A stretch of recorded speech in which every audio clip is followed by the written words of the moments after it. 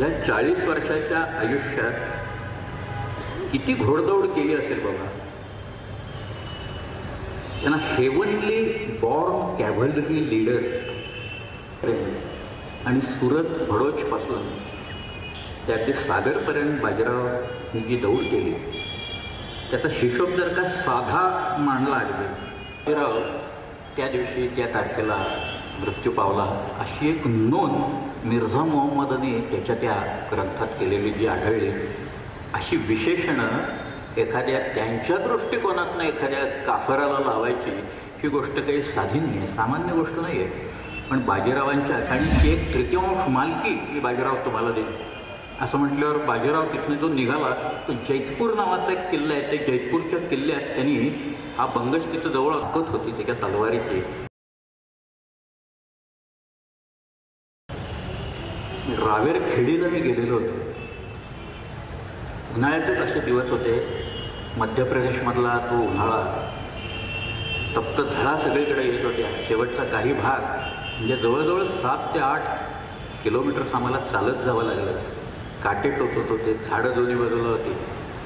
पण त्या परिस्थितीत आम्ही 3-4 जणं बाजीरावांच्या त्या समाधीच्या तिथं जाऊन उभे राहिले. कुठं धुळीचे लोट निघत होते, नर्मदेचं पात्र लांब गेलेलं होतं ते. आणि मी त्या समाधीकडं बघत एका विचारात पडलेलो होतो की या माणसाने केवळ 40 वर्षांचं आयुष्य, या 40 वर्षाच्या आयुष्यात किती घोडदौड केली असेल बघा. त्यांना हेवनली बॉर्न कॅव्हलरी लीडर असं काही लोकांनी जी काही विशेषणं वापरलेली आहे. त्या घोडदळाचा हा जो सेनानी होता ह्यांना आयुष्यातल्या घोडदौडीचा हिशोब तरी किती असेल अंदाज काढूया म्हटलं आपण. श्रीरंगपट्टणम पासून ते दिल्लीपर्यंत आणि सुरत भडोच पासून ते अगदी सागरपर्यंत बाजीराव ही जी दौड केली त्याचा हिशोब जर का साधा मांडला अगदी, माहिती असलेल्या ठिकाणावरून आणि माहिती असलेल्या मोहिमेतून जर का आपण नुसता मांडला तर बाजीराव साहेबांनी केलेली आयुष्यातली घोडदौड ही किमान 2.25 लाख किलोमीटर सध्याच्या अंतरात. काही वेळा 100 किलोमीटर्स दिवसाला गेलेले आहेत. 30 कोस असं लिहिलेलं आहे. 30 कोस म्हणजे 60 मैल म्हणजे 96 किलोमीटर्स, 100 किलोमीटर झाले असतात. दुसऱ्या दिवशी परत 60-70 किलोमीटर त्यांनी दौड केल्याच्या नोंदी आपल्याला कागदपत्रात मिळतात. आज जर का घोड्यावरनं एक माणूस 100 किलोमीटर जर का गेला आहे तर त्याला उद्या हॉस्पिटलमध्ये टाकावं लागेल आणि पुढचे 8 दिवस तो तिथं पाय दुखतायत, अंग दुखते, पाठ दुखते असं म्हणत बसेल.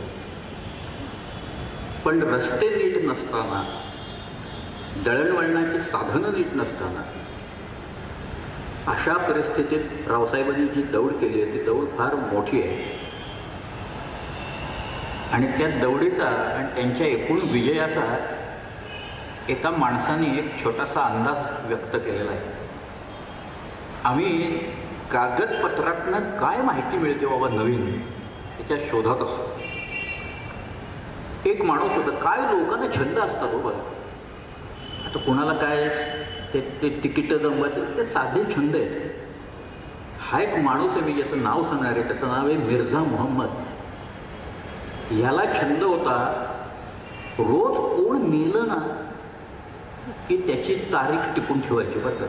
म्हणजे म्हटलं हा सकाळी उठल्यावर माणूस दात घासत घासत कोण मेलं काल असं चौकशी करत हिंडत असणार. त्याच्या ग्रंथात 1400 नोंदी आहेत कोण कोण मेल्याच्या. अगदी दलेर खानापासून अनेक लोकांच्या नोंदी आहेत.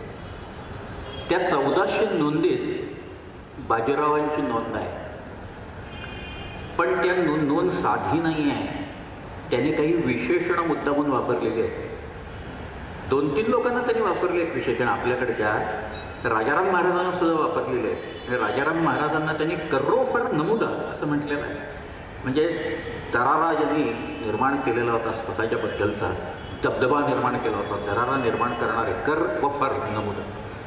तसं बाजीरावांना त्यांनी विशेषणं जी वापरलेली आहेत ती आहे साहिबी फुतुहाते उज्जाम असं म्हटलेलं आहे. म्हणजे प्रचंड विजय मिळवणारा बाजीराव त्या दिवशी त्या तारखेला मृत्यू पावला अशी एक नोंद मिर्झा मोहम्मदने त्याच्या त्या ग्रंथात केलेली जी आढळली. अशी विशेषणं एखाद्या त्यांच्या दृष्टिकोनातनं एखाद्या काफराला लावायची ही गोष्ट काही साधी नाही आहे, सामान्य गोष्ट नाही आहे. पण बाजीरावांच्या त्या 39 वर्षांच्या आयुष्याचा तो एक छोटा एका मिर्झा मोहम्मदाला त्याच्या मनात काय वाटतं ना ते त्यांनी त्या नोंदीत 3 शब्दात त्यांनी दर्शवलेलं आहे. साहिब फुतुहात 4 शब्द आले. एक अजून एक मला गोष्ट आठवते. नेपोलियन त्याच्याबद्दल ड्यूक ऑफ वेलिंग्टन त्यांनी असं म्हटलेलं होतं. ड्यूक ऑफ वेलिंग्टन म्हणाला the presence of Napoleon alone on the battlefield was equivalent to the addition of 50,000 troops to the army. म्हणजे नेपोलियन एकटा त्याचा अस्तित्व त्या रणमंडळावरचं रणभूमीवरचं हे 50,000 सैनिक त्या सैन्यात असावेत असंच अस्तित्व आहे त्याचं प्रेझेन्स आहे तिथलं. आणि पुढे त्याने जदुनाथ सरकाराने असं लिहिले similarly Shahu used to say, Shahu म्हणजे संभाजीराजांचे चिरंजीव, त्याने असं लिहिले similarly Shahu used to say that if I were given a choice between Bajirao alone on one hand and a lakh of troops on other I should prefer Bajirao असं त्यांनी सांगितलेलं की मला जर का निवडीची परवानगी दिली की एका बाजूला फक्त बाजीराव आणि दुसऱ्या बाजूला 1,00,000चं सैन्य तर मी बाजीरावाची निवड करेन. मग ते आठवतं आहे का कृष्ण झोपलेला असताना तिथं तो एक मला वाटतं अर्जुन का युधिष्ठिर आणि दुर्योधन असे तिथं पोचले आणि मग कृष्णाने त्या दुर्योधनाला सांगितलं की तुला जर का पाहिजे असेल तर मी एकटा निशस्त्र असा एका बाजूला आणि पूर्ण यादवांची सेना ही तुला दुसऱ्या बाजूला पाहिजे असेल, तुला काय पाहिजे ते निवड. मग दुर्योधनाने यादवांची सेना निवडली आणि पुढं काय झालं ते आपल्याला माहिती आहे. मला असं वाटतं शाहू राजांनी ही गोष्ट ऐकलेली असावी, कदाचित वाचलेला असावा हे महाभारत. कारण त्यांनी स्पष्टपणेच असं म्हटलं आहे की मला जर का विचारलं तर सैन्य वगैरे मला नको, मला एकटा बाजीराव पुरेसा आहे. नंतर शाहू राजांच्या या शब्दात सुद्धा बाजीरावाचं जे कर्तृत्व आहे ते कर्तृत्व आपल्याला या शब्दातनंच दिसतं की एक साधा कोकणातले माणसं देशावर येतात काय आणि काही काळात ते आपल्या कर्तृत्वानं इतिहास झापळून टाकतात काय, ती काही सामान्य गोष्ट नाही आहे. शिवाजी राजांनी आपल्याकडं एक स्वराज्याची ही जी निर्मिती केली पण या स्वराज्याचं एका साम्राज्यात रूपांतर जर का करायचं काम कोणी त्याचा बेस कोणी जर का तयार केला असेल तर तो बाजीरावाने केला. बाजीराव हा एकही लढाई न हरलेला असा सेनापती आहे. त्याचं कारणच मुळात असं आहे की बाजीराव साहेबांनी जोपर्यंत रणभूमी त्यांना अनुकूल होत नाही तोपर्यंत कधी युद्धच केलं नाही. तिथं संपूर्ण रणभूमी आणि एकूण ते रण जोपर्यंत अनुकूल व्हायचं नाही तोपर्यंत बाजीराव लढायला कधी उतरायचं नाही. त्यामुळे लढाईत पराभव हा त्यांना आयुष्यात कधीही माहीत नव्हता. बाजीरावांचा जन्म आहे 18 ऑगस्ट 1700. म्हणजे बाजीराव 7 वर्षाचे असताना औरंगजेबाचा मृत्यू झाला. आता औरंगजेब शेवटी वारला नगरच्या जवळ भिंगारीचं 20 फेब्रुवारी 1707ला औरंगजेब वयाच्या 89व्या वर्षी औरंगजेब आले. औरंगजेब ज्या वेळेला दक्षिणेच्या युद्धाला निघाला आपल्या मुलाचा पाठलाग करत अकबराचा, म्हणजे त्यांनी दक्षिणेची मोहीम काढली दक्षिण जिंकायची, त्यावेळेला औरंगजेबाचं वय 63 वर्षांचं होतं. 63व्या आता हल्ली व्हॉलंटरी रिटायरमेंट लोक 40व्या वर्षी येतात, नंतर काय करत बसतात देव मला माहीत नाही. परंतु हा माणूस 63व्या वर्षी दक्षिणेची मोहीम काढायला निघतो दिल्लीहून आग्र्यावर आणि तो दक्षिणेत येतो, आपल्या इथे येतो. त्याला माहिती आहे आपल्याला एक लॉंग ड्रॉन बॅटल खेळायचं आहे. मग ते कुतुबशाहीचे असेल, आदिलशाहीचे असेल, मराठ्यांचे असेल. पण औरंगजेब स्वतः ज्या वेळेला किल्ले घ्यायला निघाला, कारण त्याला कळून आलं आपल्या लोकांना हातात काही किल्ले येत नाहीयेत, जिंकून घेता येत नाही, म्हणजे आपले लोक जिंकून घेत आहेत पण मराठी कालांतरानं बरेच ते किल्ले जिंकून घेत आहेत स्वतः ते. तेव्हा औरंगजेब स्वतः किल्ले घ्यायला बाहेर पडला त्यावेळेला त्याचं वय 83 वर्षाचं होतं. कल्पना करा एका माणसाच्या अंगात पीळ केवढा आहे की त्याला काय आयुष्य आराम करता आला नसता का आग्रा आणि दिल्लीच्या त्या किल्ल्यात बसून. पण ते सगळं सोडून औरंगजेब दख्खनच्या या दऱ्याखोऱ्यात आणि डोंगरी मुलखात येऊन राहिला. त्याचा पीळ काय असेल याची कल्पना करा. अशा औरंगजेबाशी आपले लोक झुंजत होते. किती वर्ष झुंजले एकूण? जगाच्या एकूण इतिहासात इतक्या प्रदीर्घ लढाया फार कमी झालेल्या आहेत. मराठी 26 वर्ष औरंगजेबाशी झाली. 1681 पासून 1707 पर्यंत 26 वर्ष मराठ्या औरंगजेबाशी झुंजत. बाजीरावाचा जन्म 1707चा आहे आणि पुढची 7 वर्ष त्या गोष्टी ऐकतायत.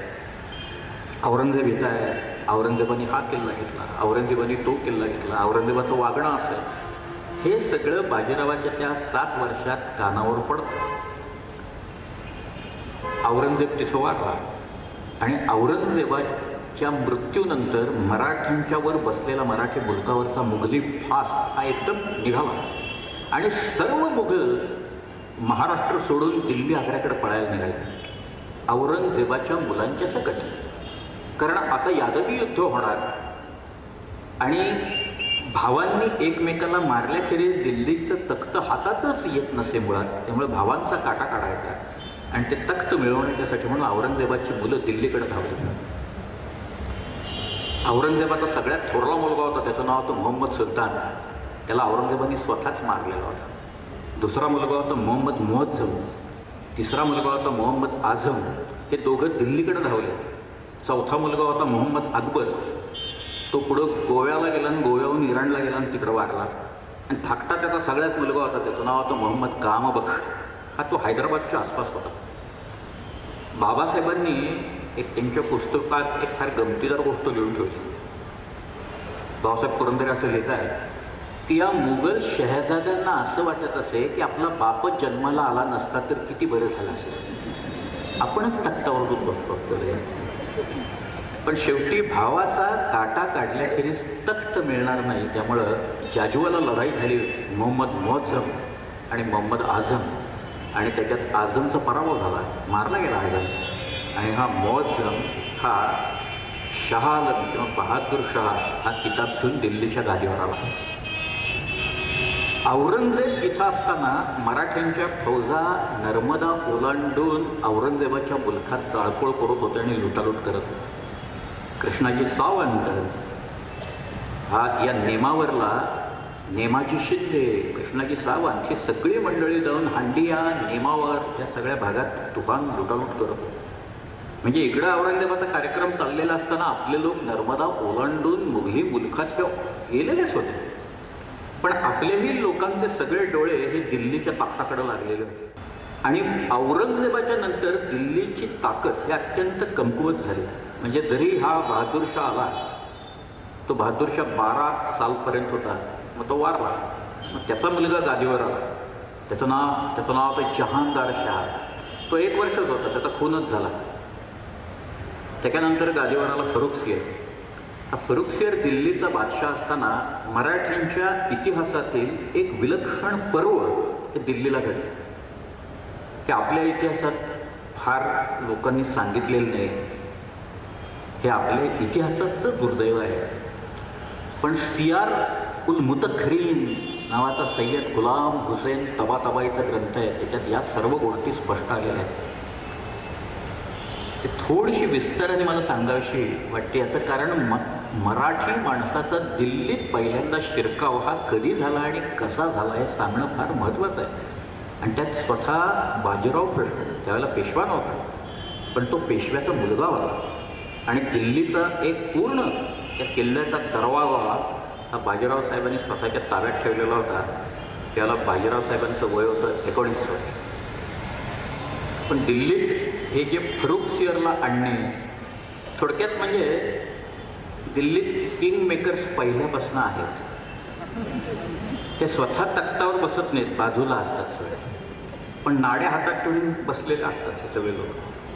कोण पुढं जर का गेलं तर कसा त्याला पाठीमागं ओढायचा अशा ते सगळे नाड्या हातात ठेवून बसले. अजूनही तेच चालू आहे, काही फारसा फरक पडलेला नाही. तर त्यावेळेला फरुखसियरला गादीवर आणण्यात दोन भावांची खूप मदत झाली होती त्याला. म्हणजे ते थोडक्यात म्हणजे त्यावेळेला दिल्लीचे हे किंगमेकरच होते. त्याला आपल्याकडं सय्यद बंधू असं म्हटले बघा आपल्या कागदपत्रात. त्यातल्या एकाचं नाव होतं सय्यद हुसेन अली आणि दुसऱ्याचं नाव होतं सय्यद अब्दुल्ला खान. हे दोघं जण भाऊ होते. आता फरुखसियर जो गादीवर आलेला आहे तर त्याला भीती आहे की आज आपल्याला गादीवर बसवणारे हे दोघं भाऊ आहेत, तर उद्या हे आपली उचल मागणी करतील आणि भलत्याच माणसाला आणून बसवतील. तर यांचा आता काटा काढायला पाहिजे याचे विचार फरुखसियर करायला लागला. आणि त्याची पहिली पायरी म्हणून फरुखसियरनी हा सय्यद हुसेन अली होता याला दक्षिणच्या सुभ्यावर सुभेदार म्हणून पाठवून दिला. सुभा खुजस्ता बुनियाद म्हणजे औरंगाबादला त्याला पाठवा. आता मराठ्यांना हा माणूस ज्या वेळेला इथं आला, खरं म्हणजे मराठ्यांची एकूण त्यावेळेची जी त्यांची पोझिशन होती ती जरा कमकुवत होती. याचं कारण मराठ्यांचे काही लोक मुघलांच्या कैदेत होते. किती वर्ष कैदेत होते? 30 वर्ष कैदेत होते. त्यातली येसुबाई होती की ज्यावेळेला रायगड पडला 1689 मध्ये, त्यावेळेला रायगडावर संभाजीराजांची पत्नी रायगड पडला त्यावेळेला कैद झाली. आता मी गोष्ट सांगतोय 1719 सालची गोष्ट आहे, पण ती बाई तिथे दिल्लीत आहे, शेवटची 10 वर्ष दिल्लीत. संभाजीची 2 मुलं आहेत, दासीपुत्र आहेत. एकाचं नाव आहे मदन सिंग, दुसऱ्याचं नाव आहे माधव सिंग. हे दोघंही तिथं आहे. शिवाजी महाराजांची एक राणी आहे, तिचं नाव आहे सकवारबाई साहेब, ती तिथं कैदेत आहे. राजारामाची एक पत्नी आहे, तिचं नाव आहे जानकी, ही प्रतापराव गुजरातची मुलगी. ही सगळी माणसं दिल्लीत कैदेत आहेत. त्यांना सोडवणं हे शाहूचं महत्त्वाचं काम होतं. कारण 1707 मध्ये औरंगजेब वारल्याच्या नंतर त्यांच्या ताब्यात असलेल्या शाहूला म्हणजे संभाजीच्या मुलाला लोकांनी सोडून दिलं आणि आपल्याकडे एक वाद निर्माण झाला मोठा. आणि तो वाद निर्माण करण्याच्या साठीच म्हणून सोडलेलं होतं. म्हणजे कोल्हापूरचे संभाजीराजे आणि शाहूराजे यांच्यात तो वाद मोठ्या प्रमाणात निर्माण झाला. खरं म्हणजे त्यावेळेला कोल्हापूरला शिवाजीराजे होते, ताराबाईचा हस्तक होता. संभाजी नंतर आला, झाला कोल्हापूरला मोठा नंतर 1713 मध्ये झाला. परंतु सय्यद हुसेन अलीला ज्या वेळेला इथं पाठवला त्यावेळेला बादशाहांनी मराठ्यांना एक निरोप दिला की तुम्ही सय्यद हुसेन अलीचा काटा काढून टाका, परस्पर त्याला मारून टाका, म्हणजे ह्याची एकदा कटकट मिळेल. म्हणजे आता हा किंग म्हणून कायम बसणार, बादशाह म्हणून बसणार, त्याला काही धोका होणार. तर या हा जो हुसेन अली आहे, हुसेन अलीचा जो मुतालिक आहे त्याच्याबरोबर एक माणूस आहे, तो मराठी माणूस आहे, त्याचं नाव आहे शंकराजीराव मल्हार. हा राजारामाच्याकडं होता, पुढं वाराणसीला जाऊन राहिला, राजकारणातनं काही काळ बाहेर होता. मग जसे लोक परत राजकारणात येतात काही कारणानंतर, तसा हा राजकारणात आला आणि सय्यद हुसेन अलीच्या बरोबर राहायला लागला. त्या माणसाने मराठ्यांना निरोप दिला की तुम्ही हुसेन अलीला मारू नका, हुसेन अली किंग मेकर आहे, तर तो तुम्हाला पाहिजे ती मदत करेल, तुम्हाला जी फरमानं पाहिजे ती देईल, तुमचे सगळे लोक असेल ते सोडून देईल, पण तुम्ही त्याला मारायचं पाठीमागं फंदात पडू नका, उलट मदत करा त्याला काय पाहिजे. मराठ्यांनी काही हुसेन अलीला मारला नाही. ते शंकरराव मल्हार आणि हुसेन अलीला सांगितलं की मराठ्यांनी तुमच्यावर तलवार उगारलेली नाही, उलट ते मदतच करतायत तुम्हाला मराठ्यांना काय पाहिजे ते सांगा. मराठी म्हणाले आम्हाला 3 फरमानं दिल्लीच्या बादशाहाकडनं पाहिजे. एक, शिवाजी महाराजांच्या या स्वराज्याला मुघलांची मान्यता, हा पहिलं फरमान. दुसरं, शाहू महाराजांच्यासाठी दक्षिणेच्या सुभ्यांची सरदेशमुखी. आणि तिसरं, मुघलांचे जे 6 सुभ्या आहेत तिथले त्याच्यातली चौथाई हे आम्हाला पाहिजे, चौथाईच्या वसुलीचे हक्क आम्हाला पाहिजे. ही 3 फरमानं मराठ्यांना पाहिजे होती. हुसेन अली म्हणाला ड्राफ्ट करा तुम्ही, ते ड्राफ्ट मला पाठवा. ते ड्राफ्ट मी दिल्लीला पाठवतो आणि बादशाहाकडनं फरमानं गेलो. शंकराजीराव मल्हार आणि बाळाजी विश्वनाथ पेशवा या दोघांनी मिळून ते ड्राफ्ट तयार केले. तो ड्राफ्ट पुण्यात आत्ता आहे. ओरिजिनल तो जो ड्राफ्ट केला होता तो ड्राफ्ट, त्याची कॉपी ज्याच्यावर शंकराजीराव मल्हाराचं सील आहे, आता तो डेक्कन कॉलेजमध्ये पुण्यात आहे. त्याच्यावर 3 आहेत, ते 3 पत्र ड्राफ्ट केले. दुसरा तो जो ड्राफ्ट होता तो हुसेन अलीकडे पाठवला. हुसेन अलीने तो ड्राफ्ट दिल्लीला पाठवला पण फरुखसियर बादशाह म्हणाला मी काही फरमानं देत नाही तुम्हाला.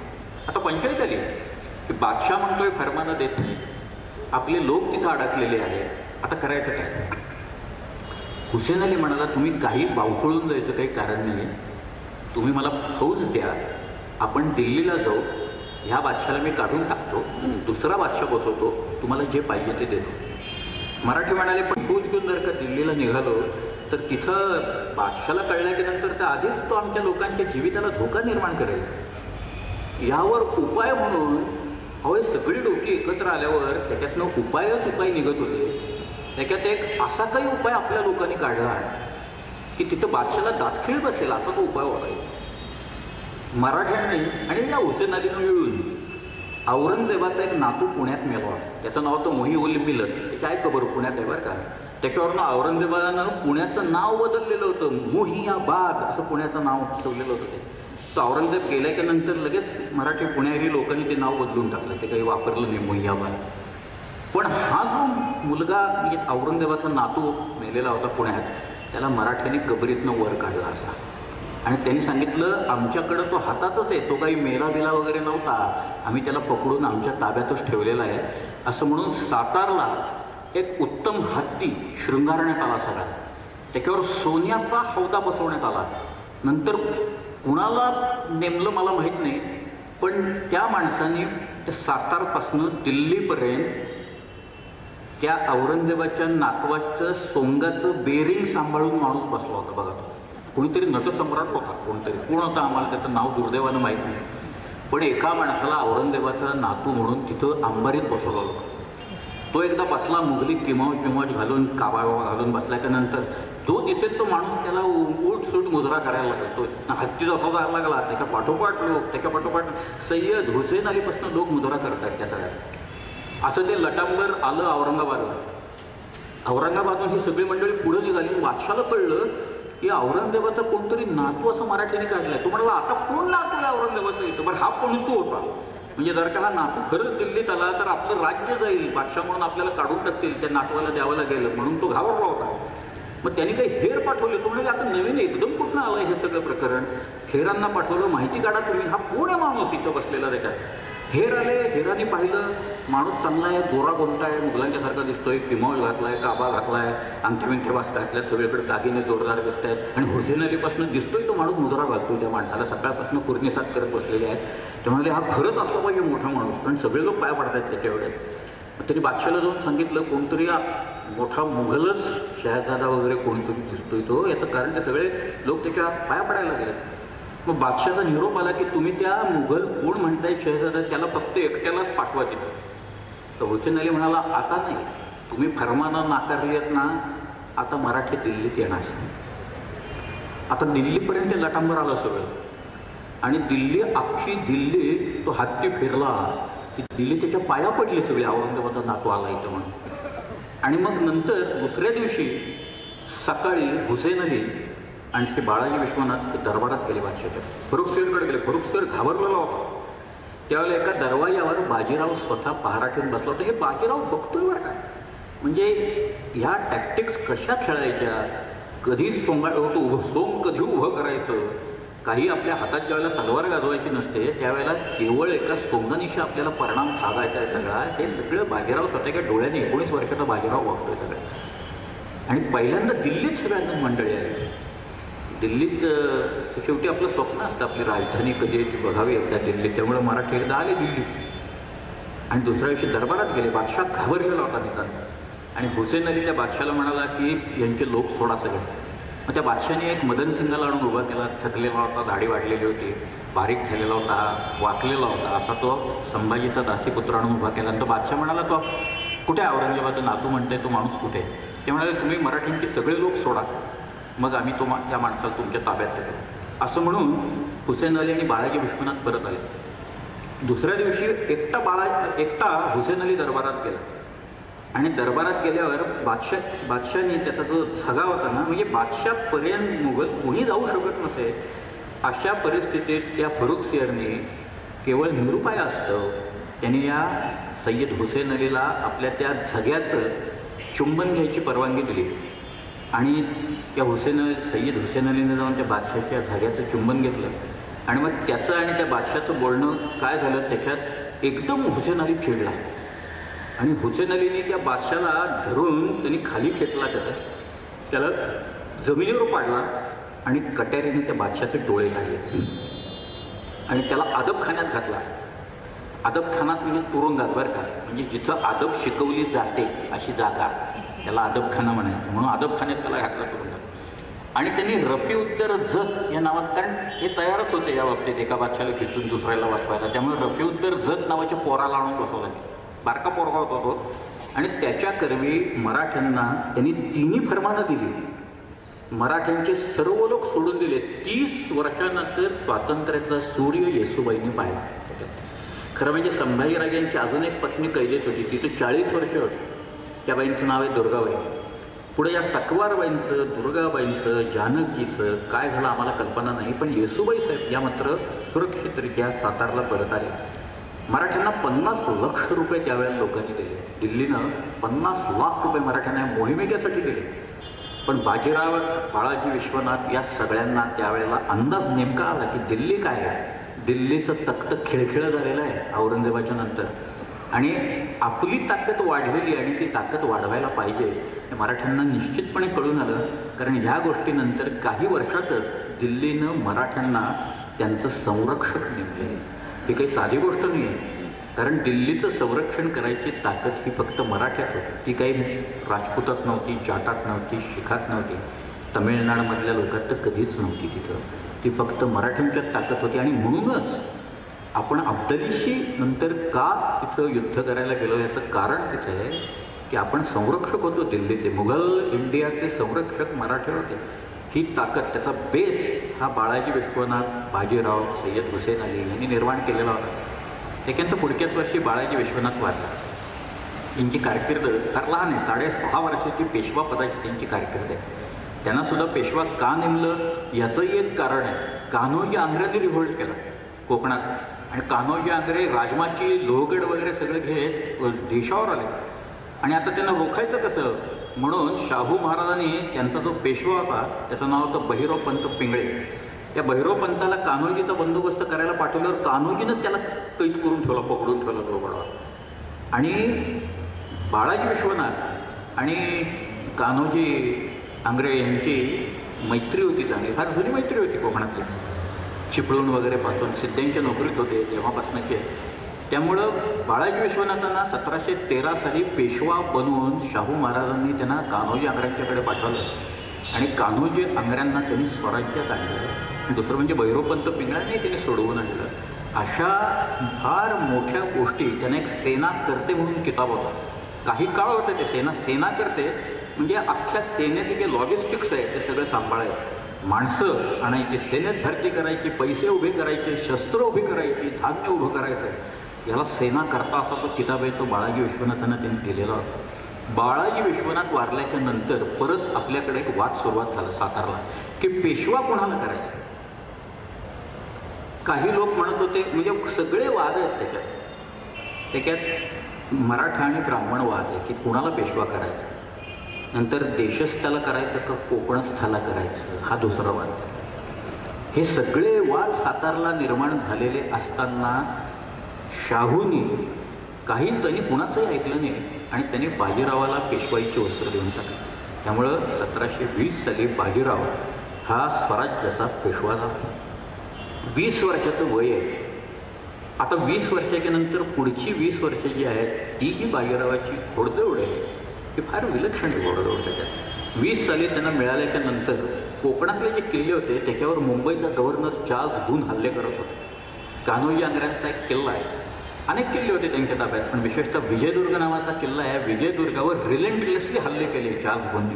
त्याच्यासाठी त्यांनी दाभोळला एक फ्राम नावाचा फ्लोटिंग फोर्ट्रेस बांधला, तरंगता किल्ला बांधला. तो तरंगता किल्ला इतका जड झाला की तो ओढायला 2 जहाजं लावावी लागली त्याला, स्वतःच्या शिडावर तो जाईना. त्यामुळे व्हिक्ट्री आणि चांडक नावाची 2 जहाजं त्यांनी ओढत त्यांनी नेली ते विजयदुर्गाच्या येतं. पण चार्ल्स बूनला काही करता आलं नाही, विजयदुर्ग त्याला जिंकता आला नाही. त्यावेळेला त्याला ते स्कटल करावं लागलं, कारण चाचे धावून आले, इकडून आंग्र्यांची फौज आली, यारमार आलं, त्यामुळं त्याला काही करता आलं आणि शेवटी बूनचीच ट्रान्सफर झाली मुंबईहून, उचलबांगडी त्याची झाली. हे सगळे प्रसंग कोकणात इकडं घडत असताना त्याच्यात एक प्रसंग कोकणात बाजीरावाचा आहे, कुलाब्याच्या इथं आलेला. पोर्तुगीज आणि इंग्रज चालून आले होते. 7,000 फौजेनेशी बाजीराव पेशवा फक्त उतरल्याच्या नंतर इंग्रज 10ला आले. कारण बाजीरावाशी लढण्याचं धारिष्ट्य कोणी करत नव्हतं. पोर्तुगीजांचा फार मोठा पराभव कुलाब्याच्या दरवाजातच आपल्या लोकांनी केला होता. आणि इंग्रज ज्या वेळेला किनाऱ्यावर आलेले होते अलिबागच्या इथं, त्यावेळेला बाजीराव स्वतः उतरल्याच्या नंतर इंग्रजांनी माघारच घेतली, तहच केला त्यांनी.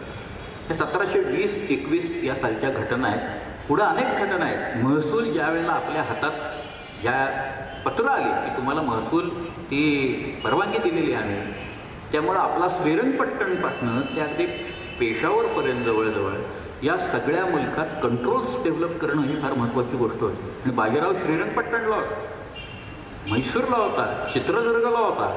ह्या कुठे आहेत ती गावं जर का आज आपण पाहिली तर फार लांब लांब गावं आहे ते सगळे. पण या सगळ्या ठिकाणाहून महसूल गोळा करून आणण्यासाठी म्हणून बाजीराव सगळे प्रयत्न चाललेले होते. त्याच्यानंतरची एक लढाई, मी मधल्या काही लढाया सांगत नाही, एक आलम अलीची लढाई सांगत नाही किंवा मुबारक खानाची लढाई सांगत नाही, पण एक फार महत्त्वाची लढाई 1728 सालची आहे. ही 1728 सालच्या लढाईचा कॉग्निसन्स हा जनरल मॉन्टगोमेरीने त्याच्या एका पुस्तकात घेतलं आहे. कन्साइज हिस्ट्री ऑफ वॉरफेअर या नावाचं एक पुस्तक आहे मॉन्टगोमेरी. त्याच्यात बाजीरावाच्या या पालखेडच्या लढाईचा एकूण सगळा गोषवारा या मॉन्टेनं लिहून घेतलेला आहे. मी त्यातलं एकच वाक्य सांगतो, त्याचं खूपच आहे लिहिण्यासारखं त्याच्यात, पण एक वाक्य इतकं महत्त्वाचं आहे. ते वाक्य असं आहे, त्याने असं म्हटलं आहे, the way Bajirao out general Nizam ul Mulk at the battle of Palkhed is a masterpiece of strategic mobility, असं त्यांनी म्हटलं. एवढं एकच वाक्य मला वाटतं पालखेडच्या बाजीरावाच्या त्या विजयाच्या बद्दल सांगायला भाग. त्याच्यात बाजीरावाच्या मुवमेंट्स सगळ्या माहिती आहेत आपल्याला.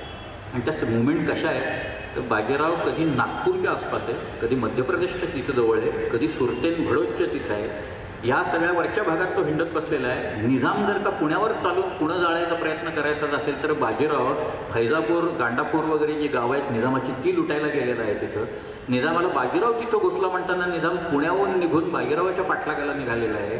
त्यावेळेला त्यांनी नगरला आपलं सगळे तोफा बिफा वगैरे सडा पाहिजे होता, त्याला स्पीड पाहिजे होता निजामाला, म्हणून निजाम उल मुल्कांनी तोफखाना सगळा त्यांनी नगरला ठेवला आणि तो बाजीरावाच्या इथे. त्यावेळेला बाजीराव पालखेडला जाऊन बसला. पालखेड हे दौलताबादच्या जवळ गाव आहे, काही फार लांब नाही आहे दौलताबादच्या किल्ल्याच्या पासून. पण पालखेडला जी नदी होती, थोडासा डोंगराचा भाग आहे टेकड्यांचा तिथं, आणि तिथली जी नदी होती तो पाण्याचा सगळा साठा बाजीरावाने स्वतःच्या ताब्यात ठेवलेला होता. आणि निजामाला कळलं नाही बाजीरावाच्या बरोबर माणसं किती आहेत. बाजीरावाच्या बरोबरची सेना ही त्यावेळेला किमान 25,000 आहे. निजाम उल मुल्काची सेना किती ते माहीत नाही, पण त्याच्याबरोबर 8 ते 10 हजाराची सेना असेल. माझा स्वतःचा अंदाज असा आहे त्यातला, कारण आपल्याकडं त्या कागदपत्रात कुठेही दिलेलं नाही आहे, पण बाजीरावांनी रात्री निजामावर हल्ला केला. निजामाला कळतच नव्हतं लोक किती आहेत काय आहेत. मराठे फिरत होते, बर्गीगिरी करत होते. बर्गीगिरी म्हणजे मराठे दुसऱ्याच्या सेनेभोवती गोलगोल फिरत बसायचे तिकडे, त्यांना पत्ता लागायचा नाही सेना किती आहे. पण बाहेर पडायला लागले तर एकदम एकवटून हल्ले करायचे. पाणी यांच्याकडे नव्हतं, पण तोफखाना मागं टाकलेला होता. रात्री मराठी कुठनं भूतासारखे येत आहेत आणि हल्ला करतायत हे न कळल्यामुळे निजामाने बिनशर्त शरणागती पत्करली. एक मोठा तह झाला, त्याला मुंगी शेगावचा तह म्हणतात, आणि त्या तहान्वये अनेक गोष्टी त्या बाजीरावाच्या ताब्यात आल्या. म्हणजे त्याच्यात संभाजीराजे जे त्यांना परत कधी मदत करायची नाही वगैरे पासनं त्या अनेक गोष्टी त्या एकूण 18 कलमी तह येत होते. तहान्वये पालखेडच्या लढाईच्या इथनं ते ताब्यात आले. त्याच्या पुढच्या वर्षीची गोष्ट आहे ती मात्र एकूण बाजीरावाच्या आयुष्याला किंचित कलाटणी देणारी. ही गोष्ट आहे 1729 साली. तुम्हाला छत्रसाल बोललेला आठवत असेल की जो शिवाजी महाराजांच्याकडे आला. छत्रसाल हा चंपतरायाचा मुलगा आहे आणि छत्रसाल आला आणि तो शिवाजी महाराजांना भेटला आणि तो म्हणाला मला नोकरी द्यायची का तुमच्या सेनेत. पण शिवाजीराजे म्हणाले छत्रसालजी तुम्ही क्षत्रियांचे मुकुटमणी आहात, मी तुम्हाला नोकरी देईन, पण तुम्हाला मान आणि प्रतिष्ठा जी अपेक्षित आहे ती तुम्हाला मिळणार नाही. तुम्हाला शेवटी पगारच मिळेल, पण तुम्हाला जर का मान आणि प्रतिष्ठा मिळवायची असेल तर मी महाराष्ट्रात जे केलं ते तुम्ही बुंदेलखंडात करा. हे तुर्क कपट बलाने आपल्या देशात आलेले आहेत, त्यांच्यावर माझी तलवार ही सदैव उगारलेली आहे. तर तुम्हाला जर का तलवार चालवायची खुमखुमी आली असेल तर तलवारीची पाती तुर्कांच्या माना तोडण्यात तोडून घ्या. मला यश मिळतं कारण भवानी मला प्रसन्न आहे. तुम्हाला यश मिळवायचं असेल तर वगैरे श्रीकृष्णाचं स्मरण करा, तो तुम्हाला विजय देईल.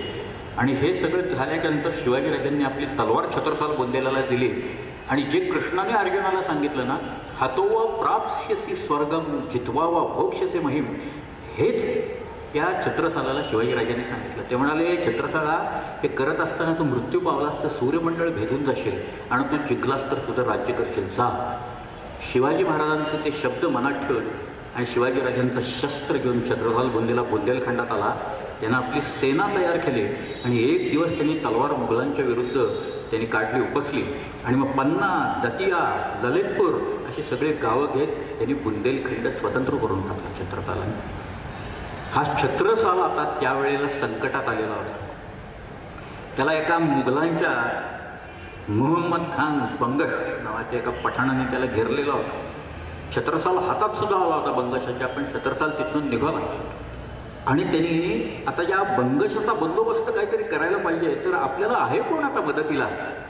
तर त्याला आठवलं की पूर्वी आपण शिवाजी महाराजांच्याकडे मदतीला गेलो होतो आणि आता बाजीराव नावाचा एक अद्वितीय योद्धा तिथं बसलेला आहे, आपण बाजीरावाची मदत मागूया. म्हणून छत्रसालाचं एक पत्र घेऊन एक माणूस एक दिवस या बाजीरावाकडे आला. त्या पत्रात त्यांनी त्यातले एक 2 वेळे काव्यात्मक आहेत म्हणून सांगतो मी. त्याच्यात असं लिहिलेलं होतं, जो गतिग्राह गजेंद्र की गती भई जानवू आज, बाजी जात बुंदेल की राखो बाजी लाज. बुंदेलखंडाची लाजच सगळ्या तुम्ही राखा. बाजीराव तयारच होता. बाजीराव हा 19मध्ये 1729 मंडळी बाजीराव गेला.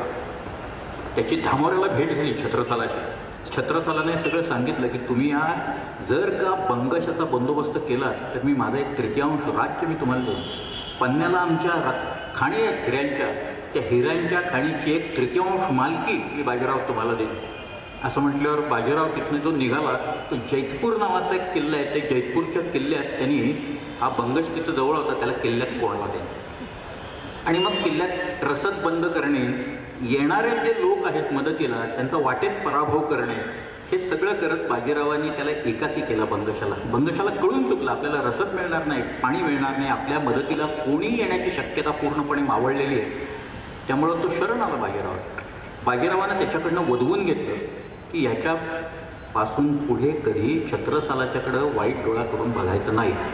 तो म्हणाला मी कबूल करतो, नाही बघणार म्हणून त्याच्यात.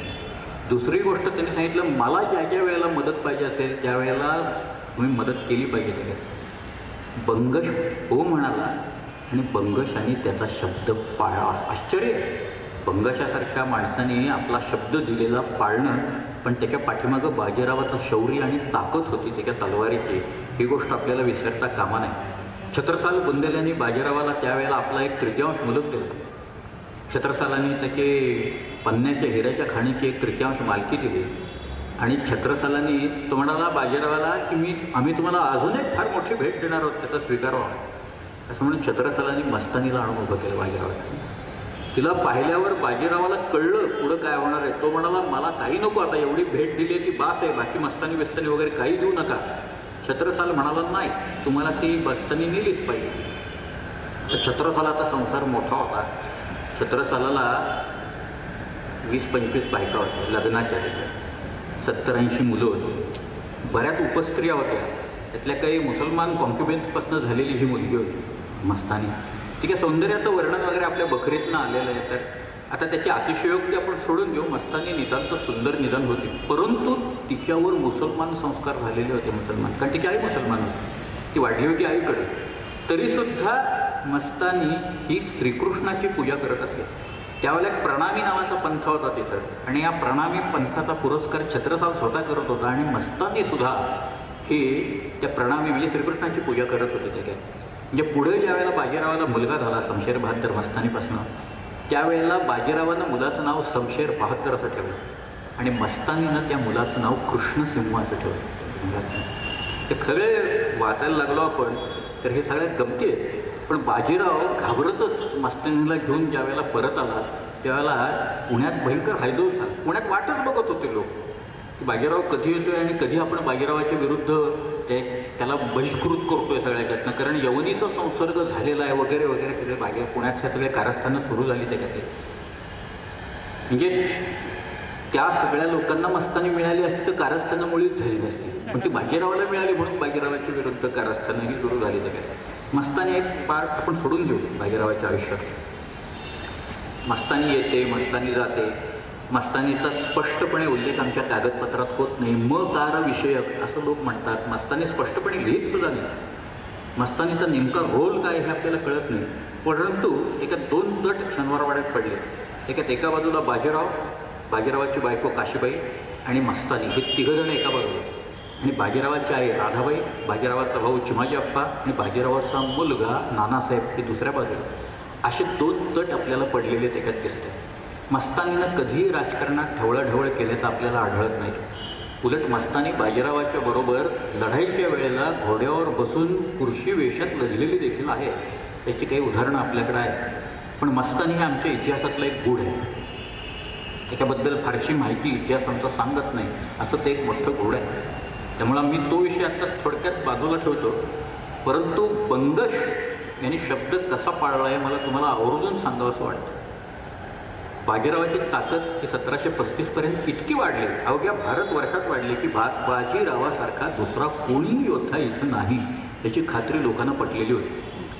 आणि या बाजीरावाची आई, तिचं नाव तर राधाबाई, त्या राधाबाईने अशी इच्छा व्यक्त केली की राहू, अरे याला बाजीरावाची अनेक नावं आहेत बरं का. बाजीरावाचा उल्लेख कधी बाबासाहेब म्हणून होतो, बाजीरावाचा उल्लेख कधी रावसाहेब असं म्हणून होतो. बाजीरावाचं खरं नाव काय होतं माहिती आहे का? बाजीरावाचं नाव होतं विश्वास, असं बाजीरावाचं नाव. चिमाजीनप्पाचं नाव होतं अनंत. ही 2 त्यांची मुळात खरी नावं आहेत. पण हा बाजी लोक त्याला म्हणायचे. कधी त्याचं रावसाहेब राऊ असंही म्हटलेलं आहे, पण बाबासाहेब, रावसाहेब अशा अनेक नावं कागदपत्रात त्याची येतात.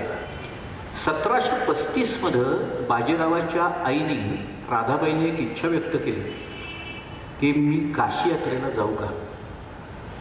बाजीराव म्हणाला का, काही हरकत नाही. ते म्हणाले वरती मुघलांचा सगळा गलबला आहे.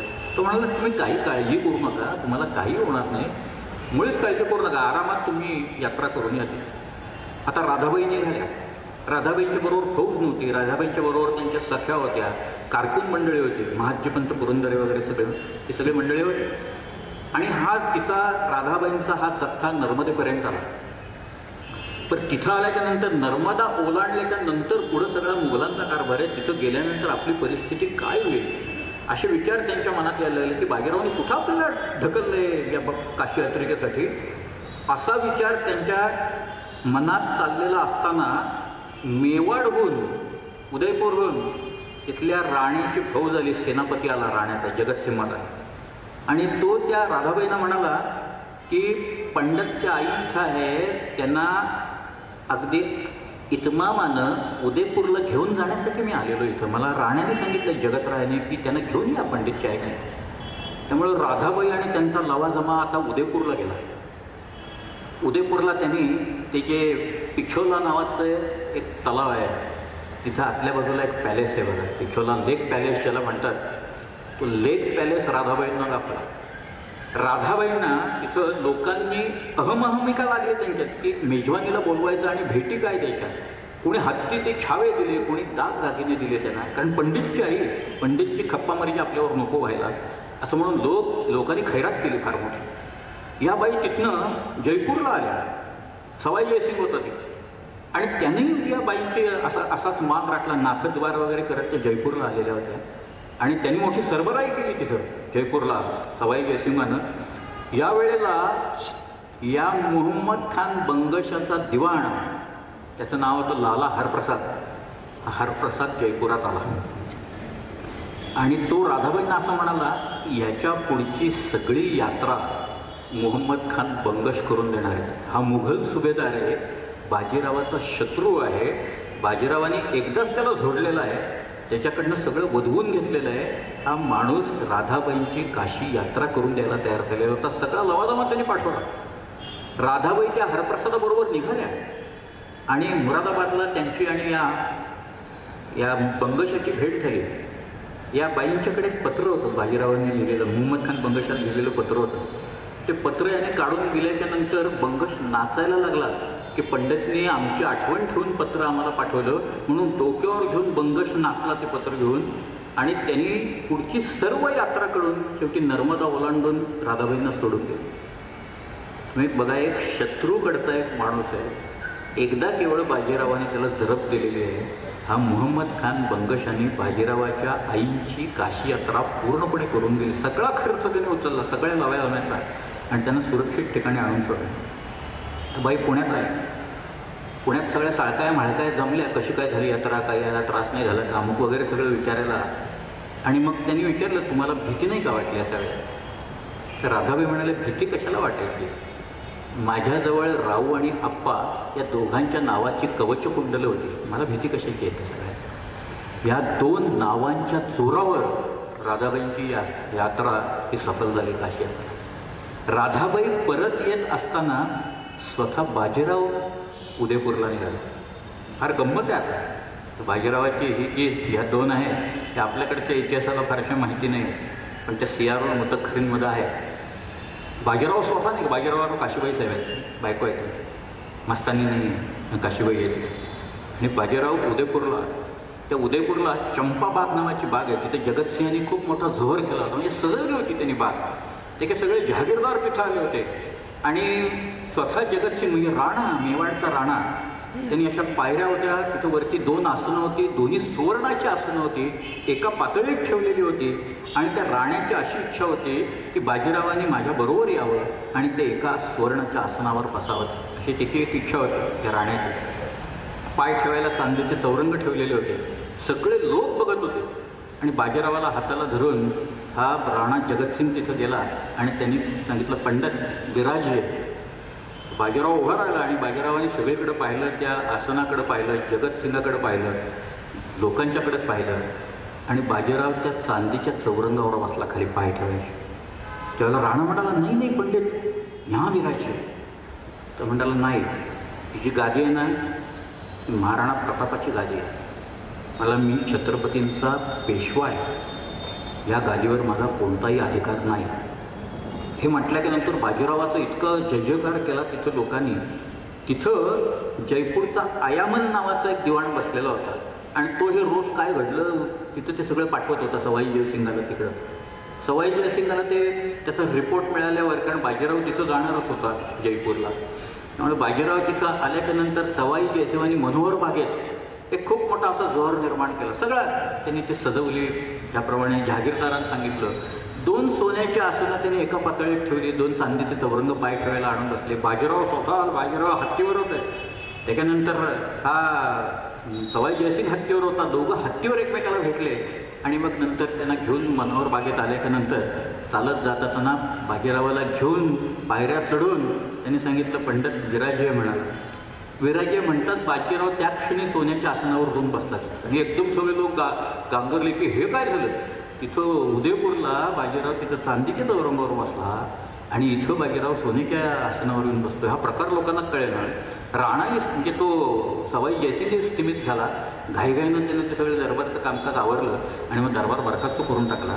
बाजीराव मुक्कामाला आल्यावर त्याचा इथं जो वकील होता त्याचं नाव होतं सदाशिव बल्लाळ, नातू असं आडनाव आहे. सदाशिव बल्लाळांनी बाजीरावांना साहेबांना विचारलं की, श्रीमंत हो, तुम्ही तिथं त्या उदयपूरला गेलात आणि तिथं ते चांदीच्या चौरंगावर बसलात आणि इथं सोन्याच्या आसनावर बसलात, असं का केलं? तर बाजीराव म्हणाला, हे तुम्हाला कळायला पाहिजे.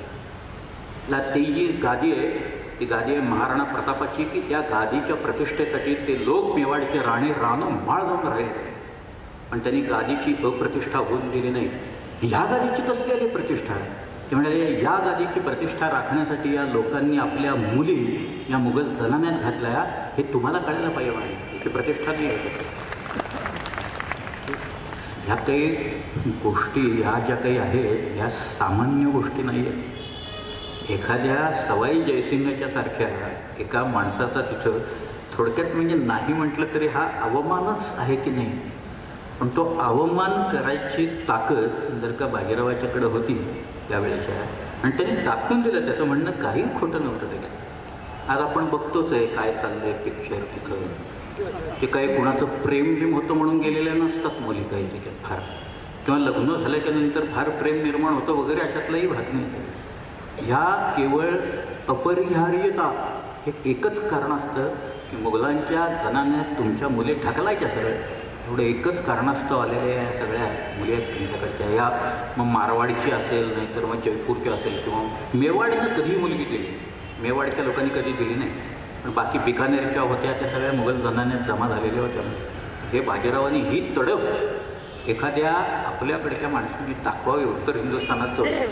त्यामुळं त्याचं नाव जे आहे ना बाजीरावांचं, हे सगळीकडे झालं. बाजीरावाचं नाव सगळीकडे झालं.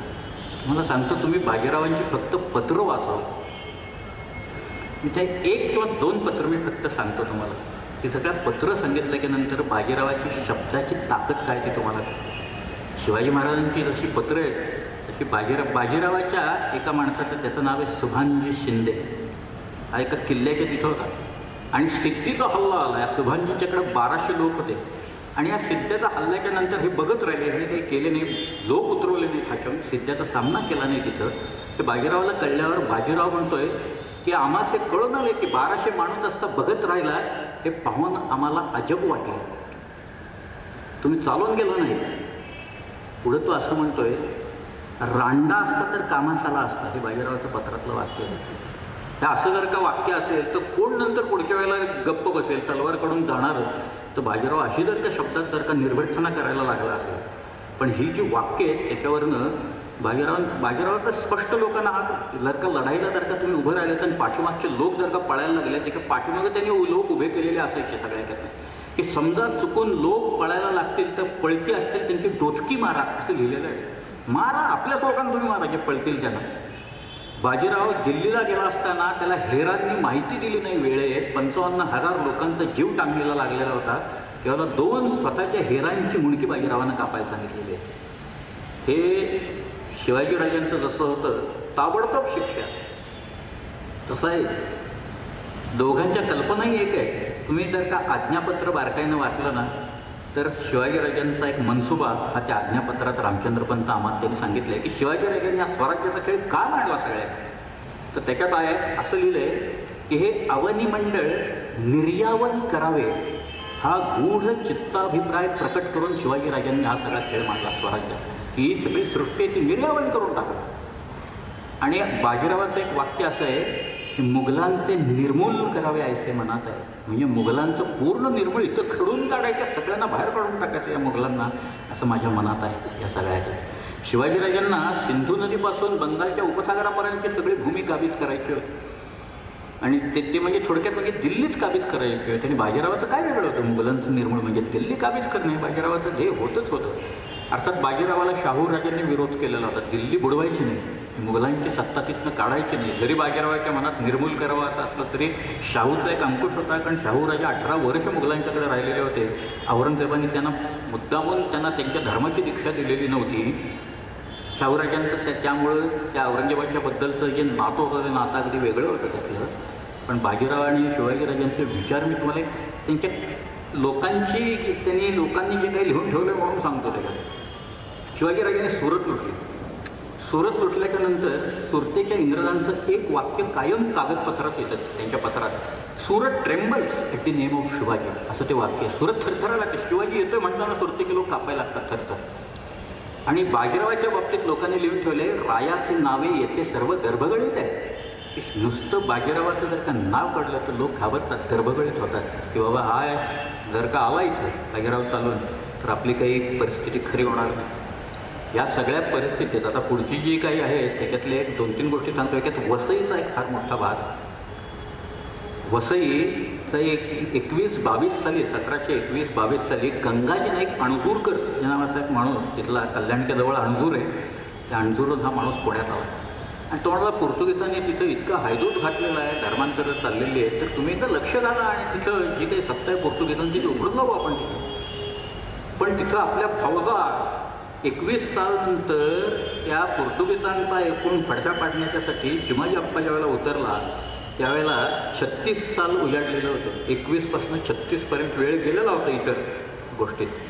पण आपली फौज उतरली, चिमाजी अप्पांच्या आधिपत्याखाली ती फौज उतरली.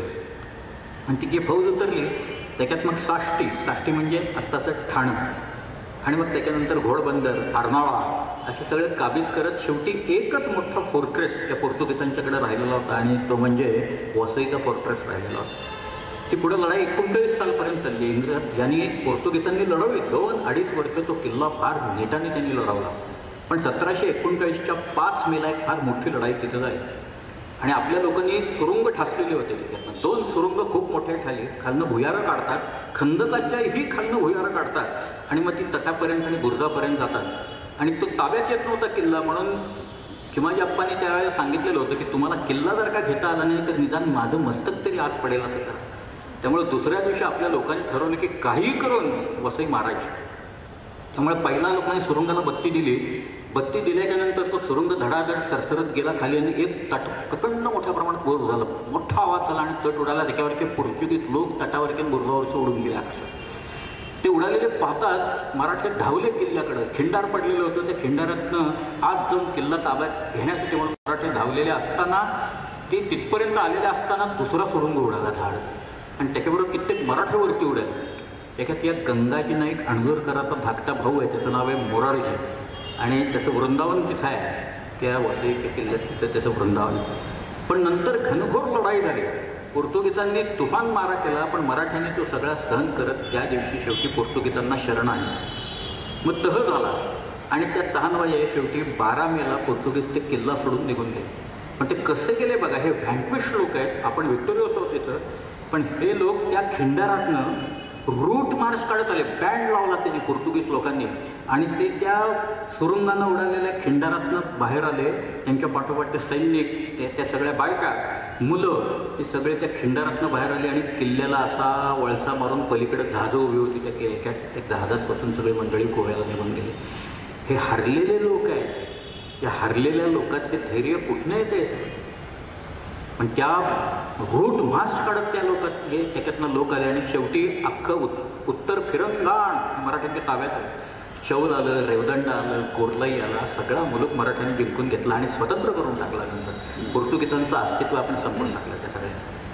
37 सालची आता गोष्ट सांगतो बाजीरावाची. 2च गोष्टी आहेत, फार महत्त्वाच्या गोष्टी आहेत. 37 सालची एक विलक्षण गोष्ट आहे बाजीराव. 36 साली दसऱ्याच्या नंतर बाजीराव साहेब निघाले मोहिमेला. ते पार अनिरुद्ध सिंग अटेरला होता, तिथपर्यंत आले. अनिरुद्ध सिंगकडनं खंडणी वसूल केली, आणि यमुनेच्या खालच्या बाजूला बाजीराव येऊन बसले. यमुना ओलांडून त्यांनी जायला काही लोकांना सांगितलं. त्याच्यात विठोजी पुळे म्हणून होत्या, मल्हारराव होळकर, ही सगळी मंडळी, बाजीरावाचे राणोजी शिंदे, सगळी मंडळी यमुना ओलांडून पलीकडं काही गावं लुटायला गेली. त्याच्यात फिरोजाबाद म्हणून गाव आहे, शिकोहाबाद म्हणून गाव आहे, इतमादपूर म्हणून गाव आहे. ही सगळी गावं मराठ्यांनी लुटली. पण मराठी ही गावं लुटून लूट घेऊन परत येत असताना आग्र्याला मुघलांचा जो सुभेदार होता, त्याचं नाव होतं सादत खान. त्या सादत खानाचा भातचा, त्याचं नाव होतं सफदरजंग. हा सफदरजंग मराठ्यांच्यावर चालून आला, आणि त्या सफदरजंगानं मराठ्यांची जी चंदावल होती, चंदावल म्हणजे सैन्याचा पाठीमागचा भाग होता, तर त्याच्यावर हल्ला केला. कारण मराठी ओलांडून येत होती नदी ओलांडायला. तुम्हाला त्यावेळेला पॉन्टून ब्रिज नव्हता, होड्यातनं ते येत होते. पण पाठीमागा हल्ला केला तोपर्यंत सगळी लूट, आणि मोठी माणसं यमुनेच्या दक्षिण तीरावर आलेली होती. पण त्या चंद्रावळीवर हल्ला केल्यानंतर काही माणसं मारली गेली, काही लोकांनी यमुनेत उड्या मारल्या, पण 100 लोक आपले मारले गेले मराठी. हे त्या सफदरजंगांनी आपल्या सादत खानाला फार तिखट मीठ लावून सांगितलं की आम्ही बाजीरावाचा पराभव केला. हे सांगितल्यावर सादत खानाने त्याच्यात अजून तिखट मीठ घातलं, आणि त्यांनी बादशाला पत्र घातलं तिकडं मोहम्मद शाहला की आम्ही बाजीरावाचा पराभव करून त्याला चमेली पार घातलं. चमेली म्हणजे चंबळच्याही पार घातल्यावर बाजीराव घातला यमुनेच्या खालच्या बाजूला. हे म्हणतात चंबळच्या पार आम्ही घातलेले आहे त्याला, आणि तुम्ही जर का आम्हाला गुजरात आणि माळवा हे 2 जर का सुभे दिले तर आम्ही बाजीरावाचा कायमचा बंदोबस्त करतो. बादशाह खुश झाला की असा पराक्रम बऱ्याच दिवसात कोणी केला नव्हता बाजीरावाच्या विरुद्ध. सादत खान बसलेला आहे, इकडे दिल्लीचा सेनापती कमरुद्दीन खान आहे, यांच्यामध्ये 28 मैलाची चिंचोळी पट्टी आहे. याच्यातनं बाजीराव भरतपूर दिगवरनं 55,000 घोडे घेऊन बाजीरावाचं सैन्य दिल्लीच्या आउटस्कट्समध्ये आलं. आत्ता याला कालिकेचं देऊळ आहे बघा, याला कालकाजी असं दिल्लीत म्हणतात. त्या कालकाजीच्या खालच्या बाजूला कुशबंदी नावाचा एक छोटा कसबा होता. त्या कुशबंदी का तिथं बाजीराव येऊन थांबला. तिथं रामनवमीची जत्रा भरली होती. त्याच्यात बाजीरावाने असं पुढे लिहिले की रामनवमीचे जत्रेत झांबडा झांबड केली, म्हणजे जाऊन तटाके मारले, कुणाला काही लुटालूट केली, म्हणजे हे लोक जाऊन बादशाला सांगतील की बाजीराव इथे येऊन बसला. आणि तसंच झालं. या लोकांनी जाऊन त्या बादशाला सांगितलं बाजीराव इथे येऊन बसलाय. बादशाह म्हणाला बाजीराव कसा असेल, बाजीरावची जमिनीच्या पार आहे. ते म्हणाले नाही नाही, बाजीराव इथे येऊन बसलाय, त्याने जत्रा लुटली तिथं. मग त्या बादशाने एक छोटंसं सैन्य, म्हणजे आता बाजीराव 55,000 येऊन बसलाय, आता छोटंसं म्हणजे 5,000 लोक बाजीरावाचा बंदोबस्त करायला पाठवले बरं का. आणि मग त्यांनीच पुढं असं लिहिलेलं आहे की पुढच्या तासाभरात दिल्लीत लंगडत येणाऱ्या, हात तुटलेल्या, रक्तबंबाळ झालेल्या अशा लोकांची संख्या वाढायला लागली. म्हणून बाजीरावाने या सगळ्यांना धरून झोडवा. त्याच्यात बादशाचा एक पोका असतो, म्हणजे त्याच्या आईचं दूध बादशाह प्यालेला असतो, तसा हसन खान पोका होता, तो मारला गेला. त्याच्यात बाजीरावाच्या हातनं मारला गेला. असे बरेच लोक मारल्याच्या नंतर बाजीराव तिथनं उठला आणि झीलवर आला. झील म्हणजे सध्याचं तालकटोरा. ताल म्हणजे झील, मी सरोवर होतो. त्या झीलच्या काठावर बाजीराव आल्यावर बादशाची काळळ उडाली. बादशाह दिल्ली सोडून पळून जायचा प्रयत्न करायला सुरुवात केली. त्यांनी घाबरला, अत्यंत विलक्षण घाबरला की बाजीरावच आहे, बाजीराव आता दिल्लीत येऊन बसलेला आहे. त्यामुळे आपला जीव वाचवण्यासाठी मुघल बादशाने दिल्ली सोडून पळ काढण्याचं ठरवलं. त्यावेळेला कमरुद्दीन खानाला कळलं बाजीराव आला म्हणून कमरुद्दीन खान यायला लागला. सादत खान वगैरे सगळे तिथं मद्याचे चषक काढून बसले होते, बंगेश वगैरे. तोपर्यंत त्यांना कळलं की बाबा बाजीराव इथं आपण सेलिब्रेट करतोय, सगळं चॅम्पियनच्या बॉटल उडवतोय आणि तिथं बाजीराव दिल्लीत जाऊन बसलेला आहे. त्यामुळे ही मंडळी दिल्लीत यायला लागली. याच्या दोन्ही बाजूनी सैन्य दिल्लीकडे यायला लागल्याच्या नंतर बाजीरावानं ओळखलं की आता आपलं अस्तित्व काय आहे, आपली ताकद काय आहे, दिल्लीला आपण दाखवून दिलेली आहे, आता आपण दिल्ली सोडू. म्हणून बाजीराव तिथनं कोटपुतलीवरनं अलवरवरनं राजस्थानमध्ये खाली आला. हे सगळं बाजीरावाने फक्त 6 दिवसात जमवलेलं आहे. तुम्ही बघा, त्याच्या तारखा उपलब्ध आहेत, बाजीराव साहेबांची पत्रं उपलब्ध आहेत, सगळं आपल्याकडे उपलब्ध आहे. ह्याच्यानंतर एकदा बाजीरावांनी निजामाला भोपाळला कोंडलेला होता. भोपाळच्या किल्ल्यात परत कोंडला तिने निजाम उल मुल्काला. निजामाला आयुष्यात बाजीरावावर कधीही मात करता आली नाही. त्याच्यानंतर नादिरशाहची स्वारी झाली. नादिरशाहने दिल्ली लुटली, फार प्रचंड प्रमाणात दिल्लीचं नुकसान केलं. त्याचा बंदोबस्त करत चाललेला असताना बाजीराव दिल्लीकडे चाललेला असताना मी मगाशी ज्यावेळेला भाषण माझं सुरुवात केलं रावेरखेडीच्या तिथं, तर रावेरखेडीच्या इथं बाजीरावाचा मृत्यू 28 एप्रिल 1740ला बाजीरावसाठीच मृत्यू पावला. एक वादळ शांत झालं त्यावेळेला. प्रचंड मोठी ही बाजीरावाची घोडदौड.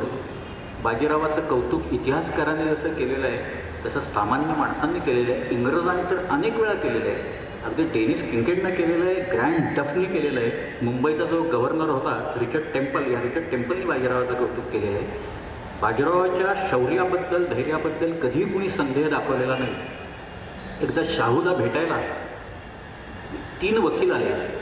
एक मारवाडचा होता, एक मेवाडचा होता आणि दुसरा जयपूरचा होता. असे 3. एकाचं नाव होतं मनसाराम, दुसऱ्याचं नाव होतं दीपसिंग आणि तिसरा अजून एक होता. ही सगळी मंडळी शाहू राजांना भेटली, बाजीरावाला भेटली, त्याच्यानंतर निजामाला भेटली, निजाम उल मुल्काला. तर निजामाने त्यांना मुद्दामून विचारलं की या हिंदुस्थानात सध्या अत्यंत पोख्त, म्हणजे मातब्बर, पोख्त, मोठा विचार करणारा असा माणूस कोण आहे? तर दीपसिंह म्हणाला बाजीरावांच्या खेरीत दुसरा कोणी माणूस इथं नाही. निजाम म्हणाला आम्ही बाजीरावाचा आता बंदोबस्त करतोय, त्याला आता फार गर्व झालेला आहे आपल्या ताकदीचा, तर आम्ही बाजीरावाचा बंदोबस्त करणार. तर दीपसिंहाने विचारलं की तुम्ही किती सैन्य जमा कराल? तर हा म्हणाला आम्ही 50,000चं सैन्य जमा करू, असं निजाम म्हणाला. म्हणाला बाजीरावाची एका क्षणात बाजीराव 1,00,000 सैन्य उभं करू शकेल का बाजीरावाची ताकद आहे.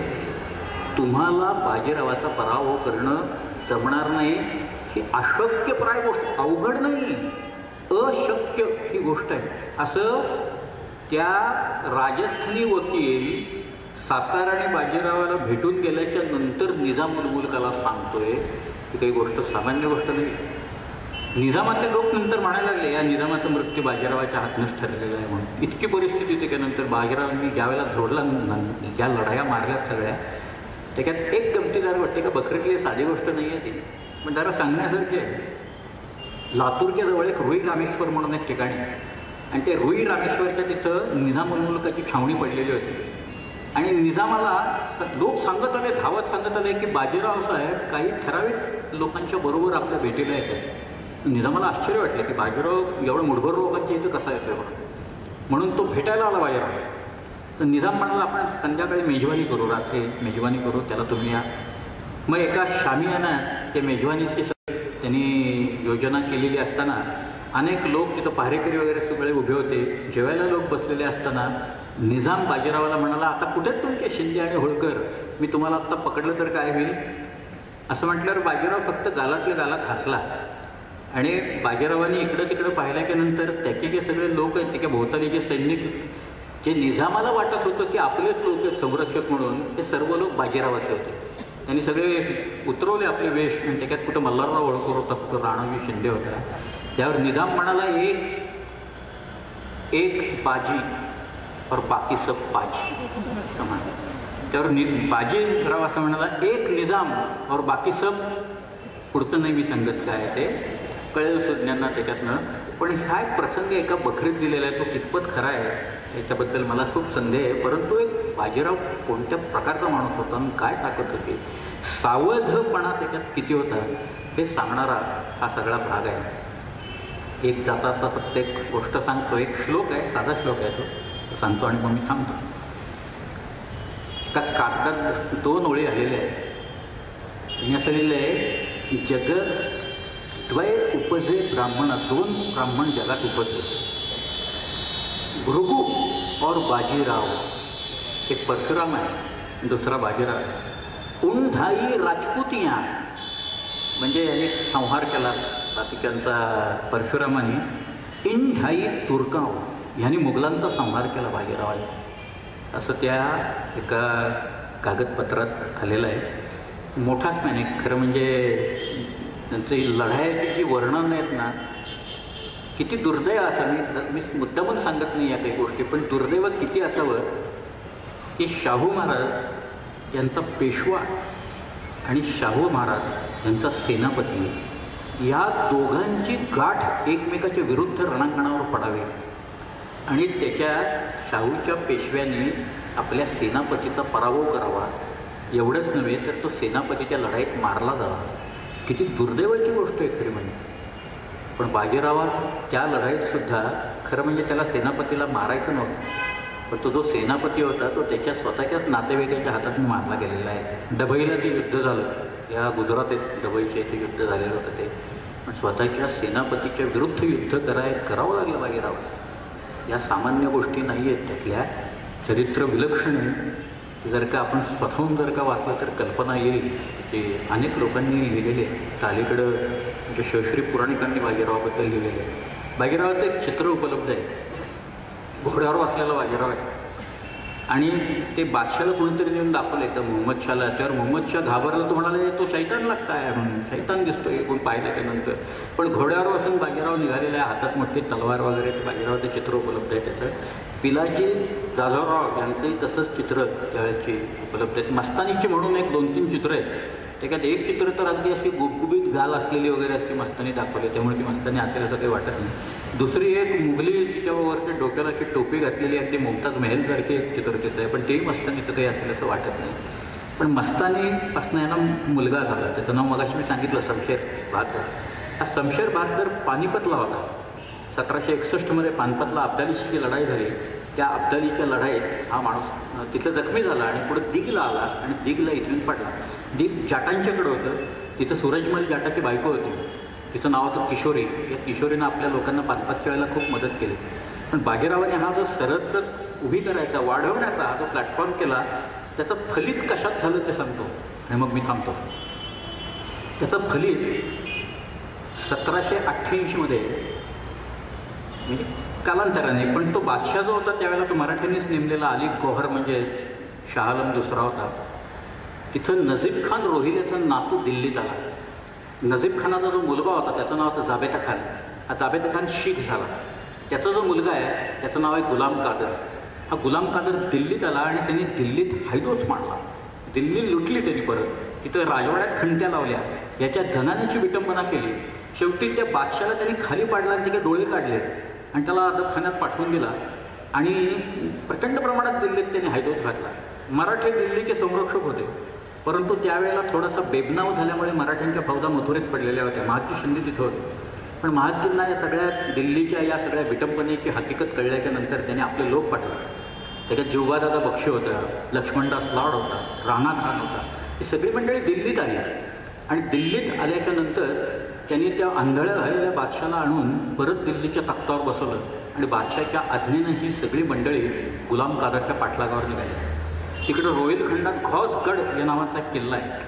या घोसगडाच्या इथं सगळे लोक आले. गुलाम कादर किल्ल्यात होता. मराठ्यांनी हल्ला चढवला, घोसगड ताब्यात घेतला, संपत्ती ताब्यात आली. पण गुलाम कादर तिथून निसटून गेला. मराठ्याची संपत्ती घेऊन परत येत असताना वाटेत एक शामली नावाचं गाव आहे बागपतच्या पुढे. तिथं आलेले असताना मराठ्यांना कुणीतरी सांगितलं गुलाम कादर इथं लपून बसलाय. मराठ्यांनी त्या गुलाम कादरला पकडला, त्याला बरोबर घेतला, बादशाच्या समोर आणून उभा केला आणि बादशाच्या आज्ञेनं गुलाम कादरचा शिरच्छेद केला. या घटनेनंतर दिल्लीच्या बादशांनी मराठ्यांना आपला झेंडा दिल्लीच्या किल्ल्यावर लावायची परवानगी दिली. तो झेंडा पुढची 15 वर्ष सतत फडफडत होता दिल्लीच्या किल्ल्यावर. ही ताकद आहे आपल्याला. 1803 पर्यंत जनरल लेकनी इंग्रजांनी तो झेंडा खाली खेचेस्तोवर आपला झेंडा फडकत होता. या मराठी इतिहासाच्या एक एक पायऱ्या आहेत की शिवाजीराजांनी जे स्वराज्य निर्माण केलं, बाजीरावांनी त्याचं साम्राज्यात रूपांतर केलं. इथल्या सगळ्या लोकात विश्वास निर्माण झाला की आपण राज्य निर्माण करू शकतो आणि ते उत्तमरित्या चालवू शकतो. मराठी कुठपर्यंत पोचले असतील सर रिचर्ड टेम्पल सांगतोय की शिवाजीराजांच्या वारसांनी कधी मागं वळून पाहिलं नाही. त्यांची घोडी कावेरी नदीचं पाणी प्यायली, which is not far from Ceylon. त्यांची घोडी सिंधू नदीचं पाणी प्यायली, which is not far from Afghanistan. आणि Calcutta is known as the city of the ditch. Calcutta एक खंदकाचं शहर आहे, परंतु against whom that ditch is constructed, it was against Maratha. मराठे कलकत्त्यापर्यंत पोचलेले होते. त्यांच्या हातात कलकत्ता पडू नये म्हणून कलकत्त्याच्या बहुतेक खंदक खणलेला आहे इंग्रजांनी. या मराठी पराक्रमाच्या 3 खुणा आहेत. दिल्लीवर फडफडणारा 15 वर्ष फडफडणारा मराठी निशाण मराठ्यांच्या त्या एकूण ताकदीची एक फार मोठी निशाणी असं म्हणायला हरकत नाही. बाजीराव साहेबांनी या 20 वर्षात एकूण त्यांची 40 वर्षाची आई असली, एकूण काम असलेली 20 वर्ष आहेत. 20 वर्षात प्रचंड मोठा इतिहास निर्माण केला ते आपल्याला नाकारता कधीच येणार. आज जनसेवा समितीच्या निमित्ताने बाजीरावांच्यावर बोलायला मला मिळालं, त्याबद्दल मला अत्यंत आनंद वाटतो. मी आपटे सर आणि त्यांचे सर्व सहकारी यांना मनपूर्वक धन्यवाद देतो आणि जनसेवेचा उत्कर्ष परत असाच व्हावा असा परत एकदा तुळजाभवानीकडे जोगवा मागतो आणि थांबतो. धन्यवाद.